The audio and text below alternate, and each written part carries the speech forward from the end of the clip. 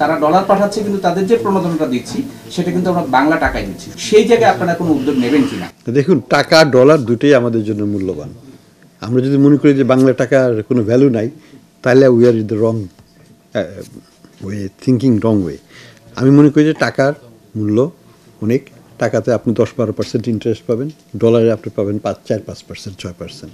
কাজে টাকার রিটার্ন ভালো। টাকা is a valuable asset, we should appreciate that. Now, যে জিনিসটা আমি বলবো সেটা হচ্ছে যে ইনসেন্টিভ দিয়ে ডলার আনা যায় না। Incentive doesn't work. আপনি ইনসেন্টিভ দেবেন, তার কালকে আরও ইনসেন্টিভ দিতে হবে, তারপর দিন আরও ইনসেন্টিভ দিতে হবে। আমি তো অলরেডি 82 টাকা থেকে তো আমি 120 টাকা দিচ্ছি। এর চাইতে বড় ইনসেন্টিভ কী আছে? 3 টাকা কি বেশি হলো 120 টাকা, এই 82 টাকা থেকে 120 টাকা? কাজে দ্যাটস নট দ্য সলিউশন। আমি ব্যক্তিগতভাবে মনে করি ইনসেন্টিভ ডাজন্ট ম্যাটার। তুলে দিলেও কিছু আসে যাবে না। সরকার কবে তুলবে জানি না, এটাকে আমরা দেই না, এটাকে ফাইন্যান্স মিনিস্ট্রি দেয়। সো ইটস এ ফাইন্যান্স মিনিস্ট্রির সিদ্ধান্ত, তারা এটা রাখবেন না উঠাবেন। কিন্তু বাংলাদেশ ব্যাংকের সিদ্ধান্ত হলে আমি এটা উঠিয়ে দিতাম, এটুকু বলতে পারি।